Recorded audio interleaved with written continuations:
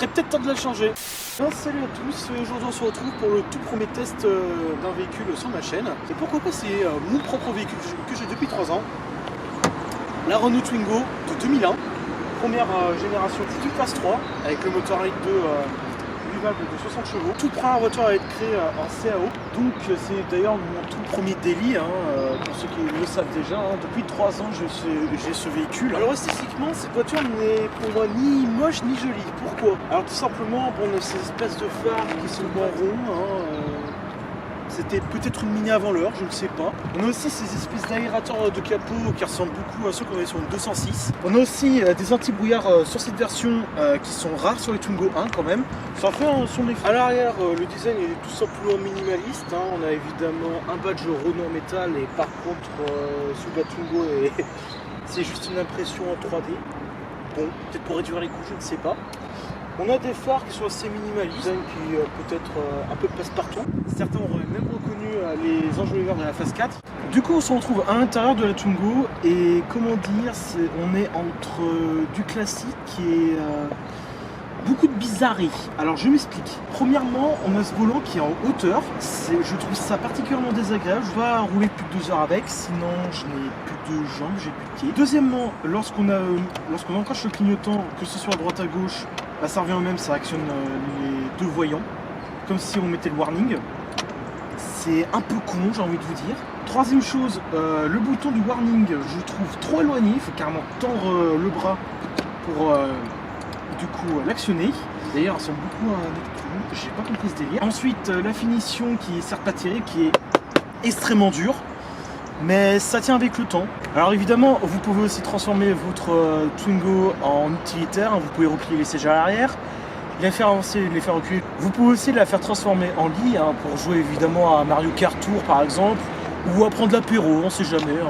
Oh putain, j'ai encore perdu avec Yoshi, il fait chier. D'ailleurs, certains l'auront remarqué, dans ce véhicule, il n'y a pas de compteur analogique puisqu'on a uniquement un compteur numérique et on n'a pas de compte-tour. C'est encore un défaut de cette Twingo parce que on est obligé de se référer au son du moteur, voire à la vitesse si on est sacrément habitué. Et ça, c'est bien dommage, vu que vous allez voir dans l'essai routier, on entend bien le moteur. Et ça aurait été sympa quand même un contour, à mon avis. Après, la finition des sièges reste correcte. On a une espèce de faux cuir sur les côtés et un tissu en rouge bordeaux. Alors ça, j'ai pas bien compris non plus. Alors sachant que c'est coloris le moins pire que je pense que vous aurez sur une Twingo. Après, il y a des types de finitions qui sont pires. Vous avez des finitions en bleu avec des lettres, des trucs verts. Donc on va dire que le bordeaux, c'est le moins pire. Évidemment, il n'y a pas que du bordeaux sur les sièges. Vous en avez aussi sur les contreportes. Vous avez aussi sur tout ce qui est boutons de climatisation. Une ambiance un petit peu joyeuse. Mais pas trop non plus. Au moins, il n'y a pas de trou noir. On va dire que c'est pas si tristounet qu'une allemande.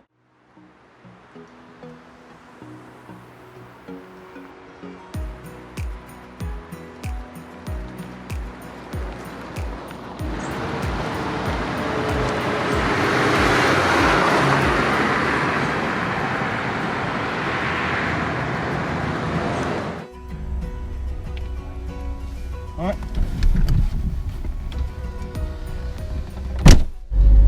Donc on est en train de rouler avec la Twingo. Là on sort évidemment du parc de Miribel, dans l'Ain évidemment, près de Lyon, pour ceux qui veulent savoir. Et là on va faire un petit parcours qui mixe un peu route, village, autoroute, et on va aller jusqu'à Rieux-la-Pape. Alors j'ai quand même commencé par dire ce que j'en pense du véhicule. Si vous êtes un jeune conducteur qui cherche une voiture très économique et qui s'en fout du modèle, je pense que c'est vraiment la voiture qui est faite pour vous, car tout simplement elle consomme rien. Par exemple, moi je fais environ 5 à 6 litres au 100, 5 litres en conduite normale et 6 litres en conduite un peu plus sportive, on va dire. Mais bon, cette voiture n'a rien de sportif, faut pas rêver non plus. L'occasion, ça vaut entre 1000 et 2000 euros. C'est pas énorme, mais bon, ça vaut son prix, j'ai envie de vous dire. Si vous en cherchez une, je vous déconseille celles qui ont été faites jusqu'en 96, celle avec le moteur clé en fonte à chaîne. Ça, c'est un moteur à chaîne, donc pas de distribution. Mais c'est un moteur qui vieillit mal, qui fait un bruit de merde, qui a eu quelques soucis de fiabilité, et c'est pas le meilleur. Alors là, on est sur le moteur 1,2 litre mais 8 valves qui fait 60 chevaux. Vous avez aussi un moteur 1 litre de 16 valves qui fait 75 chevaux et qui était pas mal. Qui qui a quand même un peu plus de patate que celle-là. Et c'est celle que je recommanderais d'ailleurs, hein, parce que la 60 chevaux, je vous explique pourquoi il ne faudra peut-être pas la prendre. Certes, elle est fiable, mais le problème, la boîte est horriblement courte. C'est-à-dire que la 5ème, je la passe à 90 km/h. Je sais pas ce qu'a fait Renault au niveau des réglages de transmission, mais c'est très très mal fait. C'est-à-dire que je vais vous passer les vitesses tout le temps avec ce modèle. Sinon vous avez le moteur qui gronde sans arrêt, et sur le contour c'est encore pire. D'ailleurs là on passe les Dodan, hein. On est sur un réglage plutôt souple au niveau des suspensions. Donc elle est plutôt axée confort quand même, hein. Les sièges au niveau du confort c'est correct, mais il n'y a aucun maintien latéral, hein. Donc n'essayez pas d'en faire une voiture sportive, ça sert absolument à rien, hein. Dans les virages, vous plongez autant que la voiture plonge, hein. D'ailleurs on va faire crier le moteur. Oui, la sonorisation, là vous allez vous dire, bon là encore ça va, hein, je veux dire à 50 km/h ça passe. Alors attendez d'aller sur l'autoroute à 110. Je pense que là vous serez particulièrement déçu. D'ailleurs, hein, pour une voiture qui a 20 ans, elle vieillit quand même bien. Parce que je crois qu'en 3 ans j'ai eu très peu de problèmes d'ailleurs, hein. J'ai refait la distribution. J'ai dû remplacer cette vitre électrique parce que ça c'est une pièce qui est fragile sur les Twingo. Le fait que les vitres électriques, si vous claquez les portes à force, bah ça vieillit mal et au bout d'un moment la pièce se casse. Sinon j'ai pas eu de problème en particulier, j'ai juste aussi remplacé un anti-brouillard mais sans plus.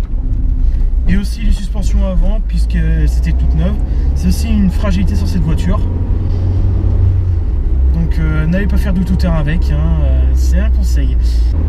Alors au niveau du moteur, le moteur est, on va dire, correct si vous roulez en ville ou vous roulez sur des routes plates. Par contre quand ça commence à être vallonné, quand vous faites de l'autoroute, là par contre c'est vraiment suffisant. C'est-à-dire que la boîte est tellement courte que ça rattrape les peu de puissance qu'elle a sur cette voiture. Les 60 chevaux ont vraiment du mal malgré son poids qui est de 850 kg, ce qui est quand même très léger pour une citadine. D'ailleurs, pour vous montrer à quel point dans les virages elle prend beaucoup de roulis, là on a un petit rond-point. Alors pour vous montrer un peu comment elle en prend, on est basculé sur le côté. Donc ça, elle prend quand même beaucoup de roulis, donc c'est un peu dommage. Donc on voit qu'elle est vraiment axée confort. C'est pas du tout une sportive.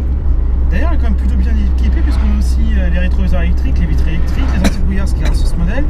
On a aussi la fermeture centralisée, qui n'est pas comme dans toutes les Twingo 1. Ouais bah du coup c'est parti, on va prendre la 42 direction Lyon. C'est une voiture, franchement il faut la rouler vraiment pied au plancher, sinon c'est pas la peine, hein. Vous avancez mais alors que dalle. Là j'ai déjà le 4ème à 70, hein. Vous imaginez le délire, hein, avec la boîte, hein. Allez c'est parti, on s'engage.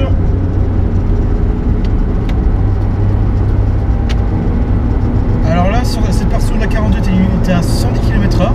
Et là on est à 110 km/h et je suis obligé de gueuler pour parler, vous imaginez déjà? Oui, on est à 110.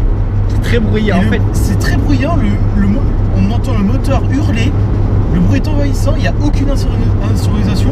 C'est très décent de la part de Renault quand même. Et encore là on est sur une route tranquille, plate, hein, on n'est pas en montée ou autre, hein. Mais imaginez si vraiment on est en montée, alors c'est encore pire. Et si on monte à 130 c'est même encore pire, parce qu'on m'entendrait presque pas. C'est vraiment très décent de ce point de vue là, elle est vraiment pas faite pour faire de l'autoroute, hein. Mais vraiment pas, hein. Vous imaginez à quel point elle n'est pas faite pour les longs trajets, vraiment pas. Après, si vous mettez la clim encore, en plus, vous avez encore moins de puissance. Alors croyez-moi, je vais pas la mettre. Non, franchement, si je devais mettre une note pour cette voiture, je pense que je mettrais 5 sur 10. Pourquoi? Parce que, certes, c'est une voiture que j'ai aimée et que j'ai surtout détestée. Mais c'est une première voiture, donc lui mettre un 3 ou un 4 sur 10, ça sera un peu dur quand même. C'est une première voiture, c'est increvable.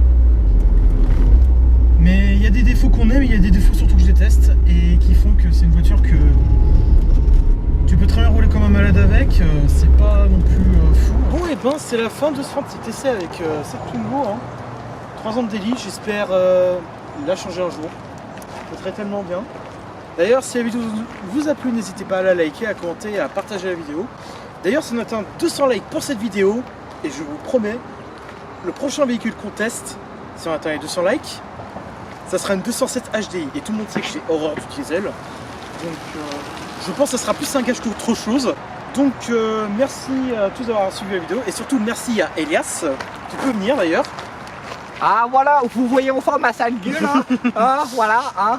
Voilà, on va merci à toi Henri. Merci aussi, Elias d'avoir fait le caméraman parce que sans lui ça aurait été très compliqué de le faire tout seul. Ah bah, ça j'en doute pas. Pour tout ce qui est plan en action avec le véhicule, etc. Et pendant que je roulais évidemment.